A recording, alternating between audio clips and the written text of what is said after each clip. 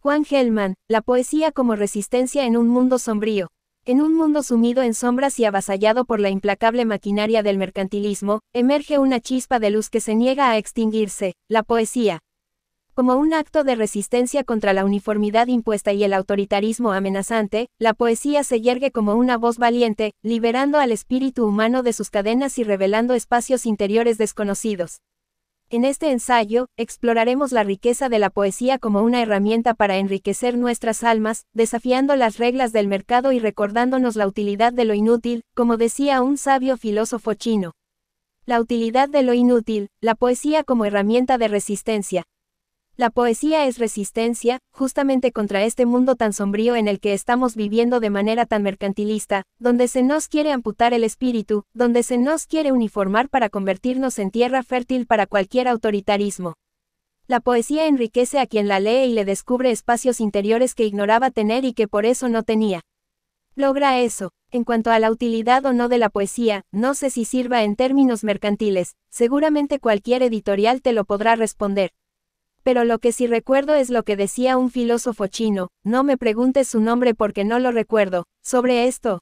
Todo mundo habla de la utilidad de lo útil, pero nadie habla de la utilidad de lo inútil. Juan Gelman. La poesía ha sido una forma de expresión artística que ha perdurado a lo largo de la historia de la humanidad. En distintas épocas y culturas, los poetas han utilizado esta forma de comunicación para transmitir sus pensamientos, emociones y reflexiones sobre la realidad que los rodea.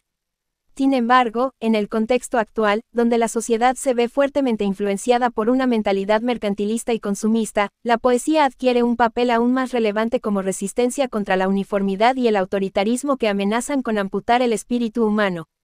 El poeta argentino Juan Gelman, en su cita mencionada anteriormente, destaca la importancia de la poesía como una herramienta para enriquecer a quienes la leen, descubriendo espacios interiores que permanecían ignorados.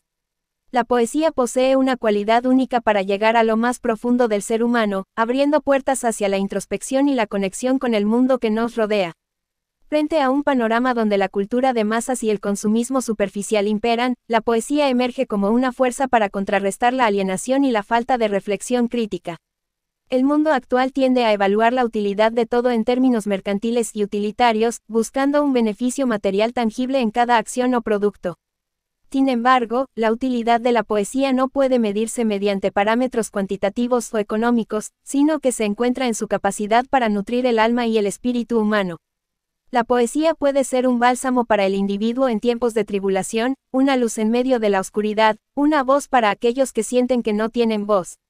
En la sociedad contemporánea, el auge de las redes sociales, la instantaneidad de la comunicación y la omnipresencia de la información han llevado a una saturación de contenido superficial y una disminución de la profundidad en las interacciones humanas.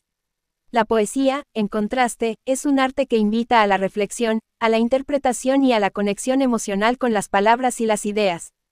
La belleza y la sutileza de las metáforas y las imágenes poéticas permiten que el lector explore su propia interpretación y encuentre significados que resuenen con su experiencia individual.